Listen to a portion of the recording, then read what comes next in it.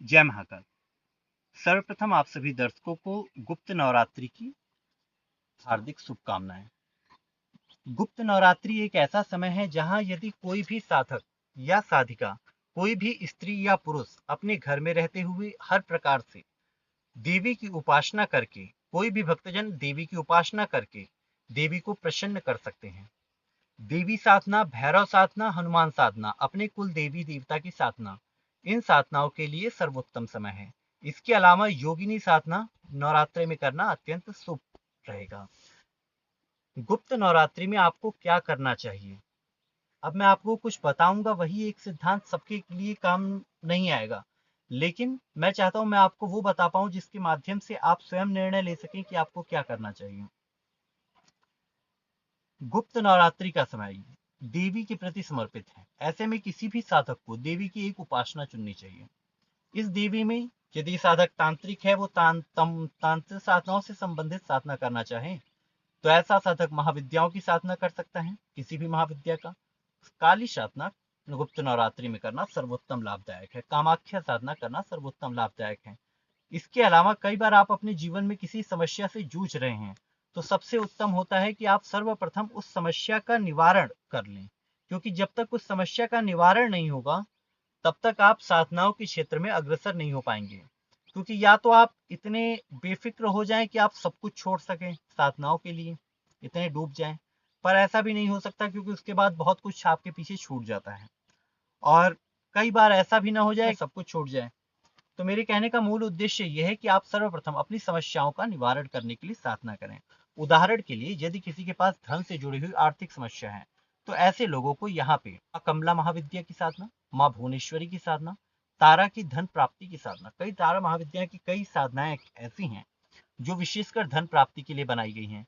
इसके अलावा जो लोग भगवान शिव के भक्त हैं, जो लोग, उन्हें दारिद्र दहन स्त्रोत या शिव तांडव स्त्रोत का 108 पाठ इन नवरात्रि के 9 दिनों में कर लेना चाहिए। 12 पाठ नित्य करने पर नवरात्रि के 9 दिन में ये पाठ पूरे हो जाएंगे, 108 पाठ। और ऐसा कर देने पर आपको दारिद्र दहन स्त्रोत के माध्यम से आपको विशिष्ट ऊर्जा प्राप्त होगी। जो साधक संस्कृत के स्त्रोतों का उच्चारण कर सकें, उन्हें करकधारा स्त्रोत, श्री सूक्त, पुरुष सूक्त, इनकी साधना करनी चाहिए। विशेषकर श्री सूक्त के एक श्लोक, सरसीज नीले सरोज हस्ते धवरत मासुंक गंध माल्य शोभे भगवती हरिवल्लभे मनोज्ञ त्रिभुवन भूत करे प्रसिद्ध महम, इस मंत्र का आप 1008 आहुति कमलगट्टे के बीच से 9 दिनों में हवन करके दें। आजकल कई लोगों के पास समय का अभाव हो गया है, वो ज्यादा मांत्रिक जाप नहीं कर सकते हैं, तो ऐसे लोगों को हवन ज्यादा करना चाहिए। यदि आपके पास समय कम है, आप ज्यादा जाप नहीं कर सकते, तो 10 माला जाप करने का समय नहीं है, तो आप 1 माला हवन कर दीजिए। ऐसी स्थिति में आपको करीब करीब सामान्य शक्ति प्राप्त हो जाती है, बल्कि अच्छी प्राप्त हो जाती है। दूसरी बात यह है कि अगर किसी स्त्रोत का या किसी बजरंग बाण, हनुमान चालीसा, ऐसे प्रयोगों का, यदि कोई प्रेत बाधा से पीड़ित है, किसी तंत्र बाधा से पीड़ित है, भूत प्रेत जिन्न इत्यादि की समस्या से पीड़ित है, तो बजरंग बाण का 108 पास इस नवरात्रि में करें। यदि सामर्थ्यवान है, सप्तमी, अष्टमी, नवमी, विशेषकर इन 3 तिथियों में ज्यादा करें, क्योंकि कालरात्रि, महागौरी और सिद्धिदात्री, इन 3 देवियों के माध्यम से ही सब कुछ प्राप्त होने वाला है।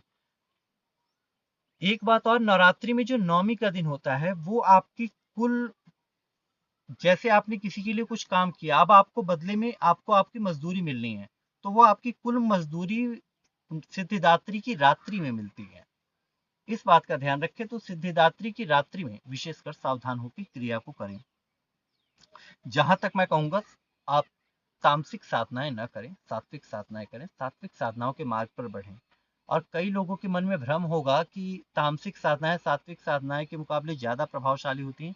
देखिए, होती भी हैं, कुछ हद तक ये होती भी हैं, लेकिन सारी बात हाँ या ना में नहीं टिकी होती। सात्विक साधनाओं में भी बहुत प्रबलता होती है, इनमें भी बहुत प्रखरता होती है।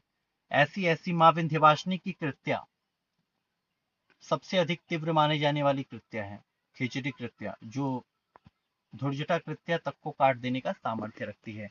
64 कृत्याओं में सर्वोत्तम कृत्या माने जाने वाली विंध्यवासिनी की खिचड़ी कृत्या, खिचड़ी मुद्रा, वज्र वैरोचनी माँ छिन्नमस्तिका, तो ये वो शक्तियां हैं, अकाट्य हैं। अगर ये खड़ी हो जाए सात्विक तरीके से भी, तो भी ये बहुत कुछ कर सकती हैं आपके लिए, आपको कोई हरा नहीं सकता। एक बात का मैं और एक जवाब देना चाहूंगा इसी वीडियो के माध्यम से, क्योंकि शायद अलग बात समय में मैं इसके लिए विशेष वीडियो ना बना पाऊँ, कि अगर आप तंत्र का कैसा भी प्रयोग आपके ऊपर अगर किसी ने किया है और आप चाहते हैं कि उस प्रयोग को आप काट दें, तो धूमावती साधना सर्वोत्तम है।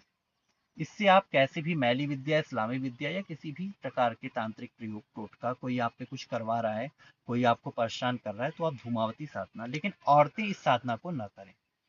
इस साधना में बाकी औरतों को करना है, वो स्त्रियां कोई भी बगलामुखी साधना करें इसकी जगह, सिर्फ धूमावती की स्त्रियों को नहीं करनी चाहिए, क्योंकि धूमावती माँ का वैधव्य स्वरूप है।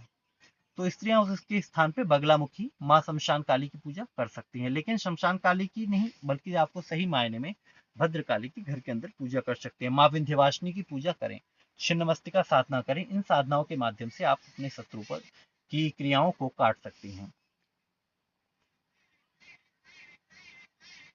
और इन महाविद्याओं को चाहे आप सात्विक करें, चाहे राजसिक करें, चाहे तामसिक करें, इन महाविद्याओं से टकराने का सामर्थ्य किसी भी शक्ति में नहीं होता, सिवाय एक कृत्याओं के। तो वो कृत्याएं भी ये 10 महाविद्याओं की ही वितरित शक्तियां हैं, उन्हीं की आवंटित शक्तियां हैं। आशा करता हूं मेरी वीडियो आपके लिए उपयोगी सिद्ध रही होगी। जय महाकाल।